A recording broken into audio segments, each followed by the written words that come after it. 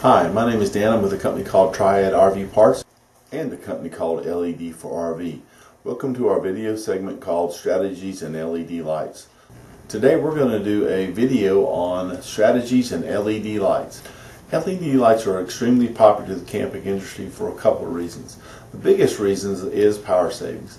If you like to go camping off the grid and go to campsites that don't have hookups, then LEDs can offer you a great advantage. Then LED lights can save you a tremendous amount of money right there.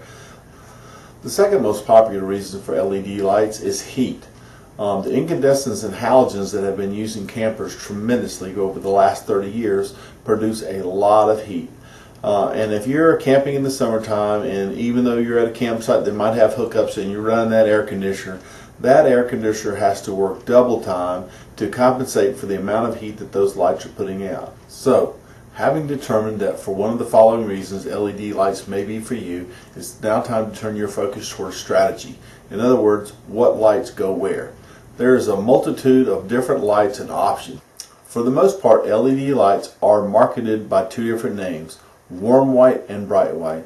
And what that is the range on the Kelvin scale for light measurement. Now, warm white is anywhere from around 2700 to 3500 Kelvin temperature, and the bright white is anywhere from about 4500 to about 6000. And it varies from company to company and light to light. Typically on the inside of the camper, most people prefer warm white, mainly because it gives out a more relaxed feel. I mean, while you're camping, you should be relaxing. And for the outside, most people prefer bright white. It is a stronger light. Now, having said that, there is an exception to the warm white on the inside and the bright white on the outside rule. The number one thing being that warm white in the kitchen area oftentimes turns out to be a bad result. And what happens is someone will get warm white and then they'll go through an off-white lens and they'll reflect off of a almond or a wood-grained background like what you're seeing here on this wall behind me, and you end up with a green cast on food. Now, there's nothing wrong with the food, but it's just not appealing. So when it comes to recommending lights for the kitchen area, I start out with the best case scenario, which is a clear lens with a bright white light. If someone on your team cannot deal with the bright white, and there's a lot of people who can't, and it's just a matter of personal preference, then it's the warm white with the clear lens. Third best scenario is the bright white with off-white lens, and you may have to deal with that if we can't find a clear lens that will fit your light fixture.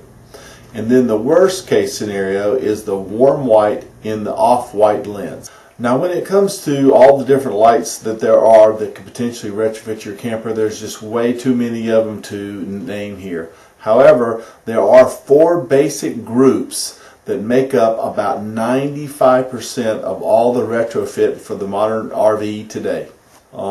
There's what goes into the fluorescent lights, which could be tubes or strips.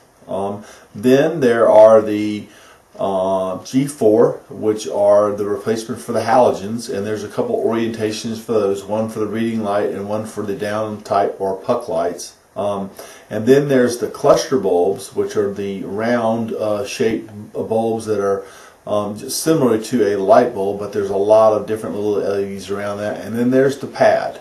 The pad typically will come with a pigtail on it and some type of a plug.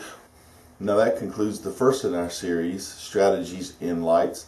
We hope you continue to watch the series. We're going to cover all the major four groups and some of the pros and cons of those particular groups. I hope you enjoyed our video.